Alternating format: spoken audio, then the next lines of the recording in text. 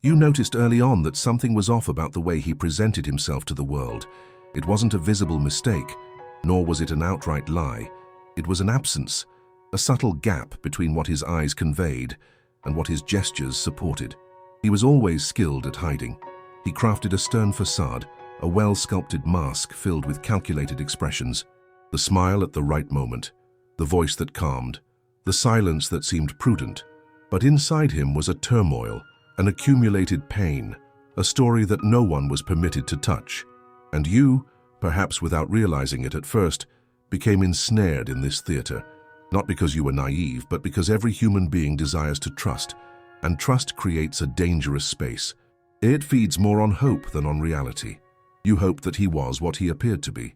You expected every gesture to be honest, every word to be whole. But deep down, something always slipped through the cracks. The mask is never perfect. The body betrays, the eyes reveal, the soul sweats. And each day, no matter how much he reinforced the defenses, small cracks appeared.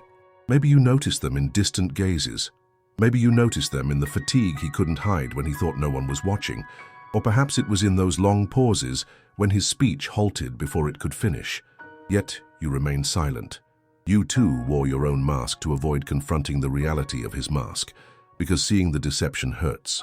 Because admitting the contradiction is like shattering your own expectations. And then the collapse came. Not a sudden collapse, like a lightning bolt falling from the sky. It was a slow, silent erosion, but devastating. When the structure finally fell, there was almost nothing left standing. And what crumbled was not just him. It was also what you believed. It was the trust you placed. It was the meaning that felt too solid to crumble. This is the moment when perception changes everything. Because it's not just about pointing out the mistake of the one who lied. It's realizing how much you also fed the illusion. It's acknowledging that part of you leaned on the theater, because the theater provided comfort. You trusted not only in him, but in the idea that someone could carry so much weight without ever breaking. You trusted in the illusion that there was someone capable of meeting all your expectations without fail. And now that the mask has fallen, you are invited to look at what remains. What remains is discomfort. What remains is raw truth. What remains is you facing the inevitable realization that every human is made up of fragments. The collapse that destroyed his mask also destroyed your belief in the invulnerable. And perhaps that's exactly where the lesson that no one wants to receive begins. There is no purity without cracks. There is no wholeness without contradiction. You might try to resist this realization. You could cling to the past, to the desire for things to go back to how they were, but nothing goes back. The falling of a mask is irreversible. Once the eyes perceive, they can no longer unsee, and you have already seen. You've recognized the difference between appearance and essence. You've understood the limit between trust and idealization. You've realized that every human relationship is also a field of shared illusions. This acknowledgement is painful, but it's also liberating, because for the first time you can approach him without the filter of the mask, and perhaps in the shock, in the collapse, in the ruin, there is something more true than what existed during all those years of performance. Have you been through this? Tell me here in the comments. The silence that settles after the collapse is more eloquent than any word. It can no longer sustain the old version of itself, and you can no longer sustain the innocence you held within your chest. Everything that has shattered screams even when there is no sound, and that scream echoes inside you. Not because it's a condemnation against him, but because it's a call to look within yourself. His collapse becomes a mirror of your own vulnerability. You start to notice the places where you, secretly, also wear masks. Not as visible, not as heavy as his, but they exist. And you realize this when you recall the times you smiled without feeling it. The times you said, "It's all okay," when inside your heart trembled. The times you played a role merely to avoid disappointing someone. This realization isn't simple. It cuts deep. Because it forces you to acknowledge that you and he are not on opposing sides. You are both within the same human condition, made of rehearsals, falls, escapes, and collapses. The difference is that now his fall was public, undeniable, devastating, and this compels you to face it head-on. There's nowhere left to hide. The feeling is one of betrayal, yes, but when the dust settles, a strange compassion also emerges. You look at him and see not just the phony who tried to maintain control. You see the lost boy who never believed he was enough without a mask. You see the exhaustion of someone who carried a burden they didn't need to bear, and you realize that the whole performance was just a desperate attempt to avoid rejection. This is the moment when something breaks inside you, the idea that trust can only exist if the other person is perfect. No, true trust is born when the mask has already fallen, yet there is still room to remain. But to remain differently, without idolization, without illusion, without blindness. You no longer need to wait for him to be the flawless hero he once upheld. You can see him as human, and at the same time, see yourself too. This recognition opens a door that was never available before, because now there's no longer a stage.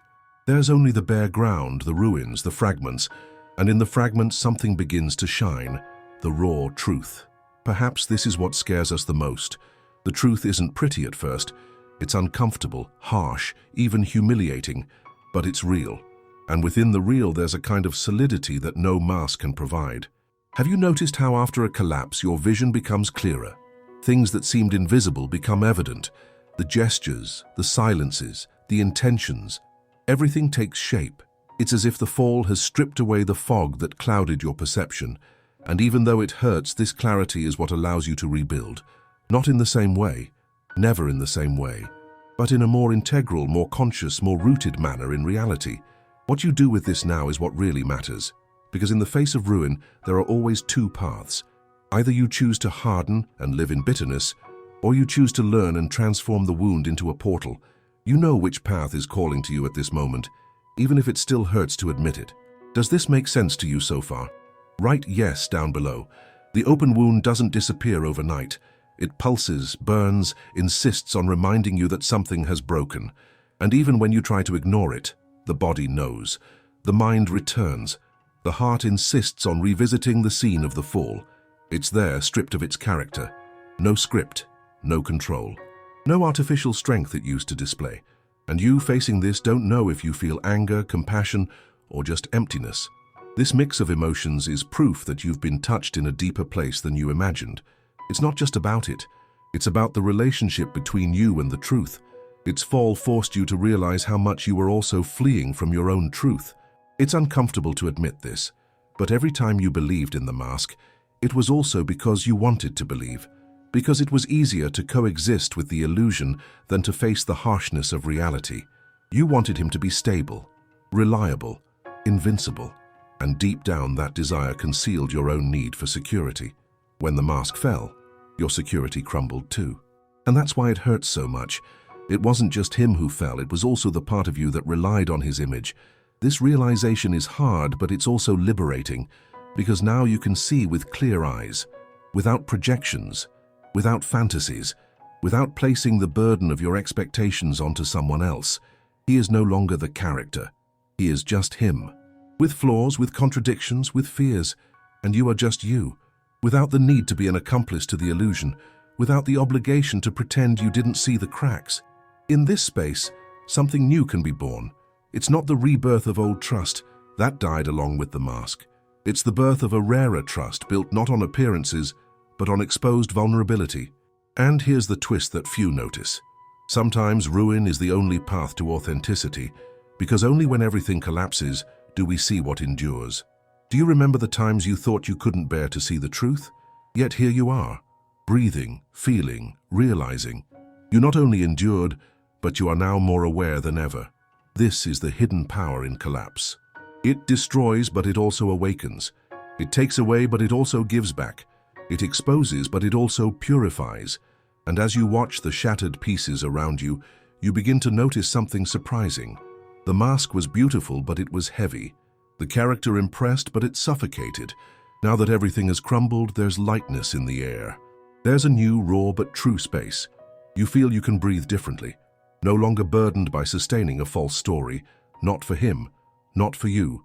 And even though it's painful, this is one of the deepest gifts that the fall offers, the chance to live without illusion. Have you ever experienced a moment like this, where everything crashed down and paradoxically, something more genuine was born? The time after the fall moves in strange ways. Days seem longer, nights feel denser. Every detail that once went unnoticed now takes on greater intensity. It's as if life has removed the filter and everything arrives raw, unpolished, unanesthetized. You look at him and you no longer see the same face, not because the features have changed, but because the gaze is now bare. And the nakedness of a gaze cannot be disguised.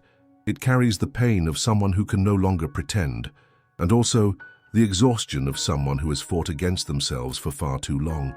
This is the paradox of the fall. It destroys what was not true, but also frees what has always been hidden. You realize this when you notice that, for the first time, he is not performing. He lacks the energy to maintain masks. He doesn't have the strength to create versions of himself, and it's in this state of weakness that you see his humanity more clearly. But along with this revelation comes the weight. Because if before you believed you could trust without reservation, now every gesture is observed with caution. Broken trust does not rebuild by will alone. It needs time, consistency, and genuine commitment. And even so, it will never be the same as it once was. Perhaps this is the hardest part to accept. Innocence doesn't return. You have crossed the line that separates illusion from reality, and crossing that line transforms everything forever. Within you, a question echoes. Who else around me is hiding behind masks? And this question is dangerous because it can open a spiral of distrust, but it can also pave the way to wisdom. It depends on the perspective from which you choose to look.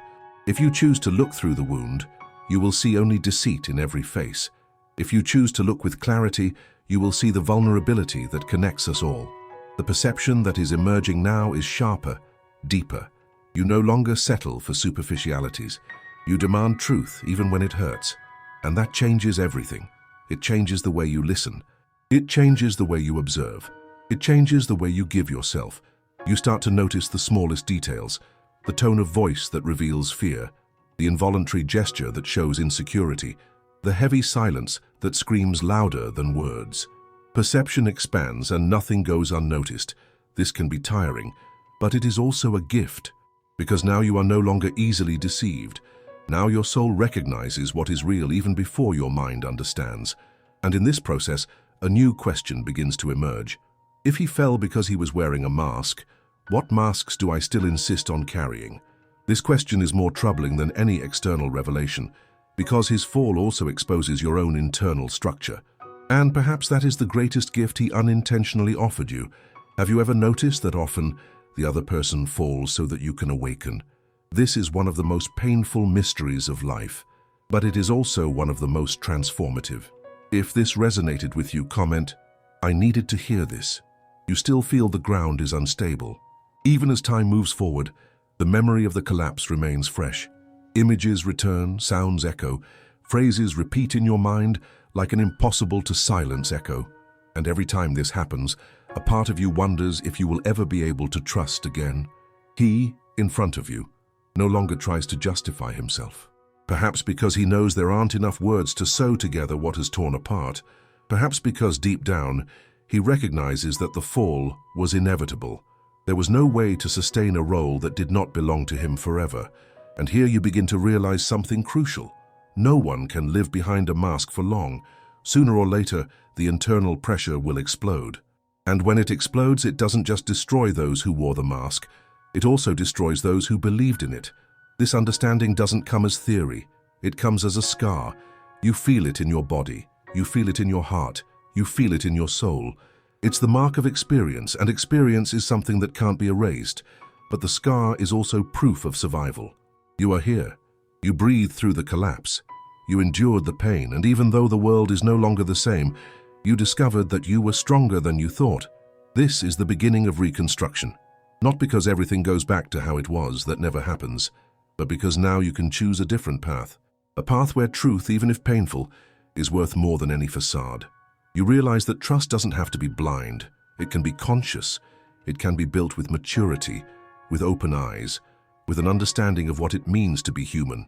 There's no way to demand perfection from anyone, but you can choose authenticity over a mask, and at this point, something inside you changes. Anger makes way for silent compassion. It's not easy forgiveness nor naive forgetting. It's simply the understanding that they fell because they didn't know another way to survive. And by recognizing this, you also free yourself from carrying the weight of an impossible expectation. What remains now is space to rebuild in a more genuine way. Space to look at them without idolization. Space to look at yourself without inhumane pressure. You start to realize that their fall also stripped away a part of you that no longer served you. It stripped away your innocence. It stripped away idealization. It stripped away false security. And what remains, despite being painful, is more solid. The ruin gradually becomes fertile ground. And what once seemed like the end may, in fact, be the beginning of a greater truth. Have you noticed that often it's in the moment everything is lost, that finally something authentic is born? Making it through the fall doesn't mean forgetting. The scar is still there, reminding you of the weight you carried, reminding you of the trust that was broken. But along with the mark, something was born that cannot be taken from you. Clarity. You now know how to identify signs that once went unnoticed. You can recognize when a look doesn't match the words. You can feel in your body when a presence is real and when it is just a facade. Your perception has expanded to a point where nothing can be hidden from you anymore.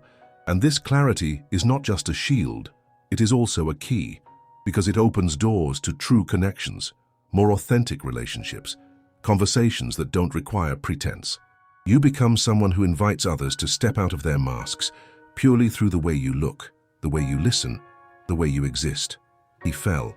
The world you believed existed alongside him also collapsed. But you did not fall. You remained. You made it through. And in that journey you discovered that what seemed to be the end was, in fact, a disguised birth.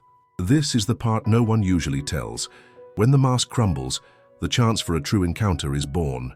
Not with the idealized version, not with the perfect character, but with the fragile, contradictory, real human being. And it is in this meeting, devoid of illusion, that life gains depth. The collapse obliterated everything you trusted, yes, but it also wiped away what was no longer necessary. The naivety that made you ignore the signs, the dependency on believing that someone could be perfect, the need to hide behind your own masks. Now, in the face of this emptiness, you realize there is an open space, and this space is fertile. It is here that a new trust can be born, built not on idealizations but on shared vulnerability. It is here that you can learn to remain not because the other never falls, but because, even in falling, there is still truth in what remains. You have traversed the pain. Now you can choose to go beyond it, to go, not to deny what happened, but to let the experience refine you, make you more perceptive, more present, more whole. If this text touched something deep within you, comment, "I needed to hear this," and share it with someone who is still living behind a mask, because his fall wasn't just his. It was also a call for you, and life didn't bring you here by chance. The next step is even deeper. If this resonated with you, the next video will resonate even more. Click here and stay with me.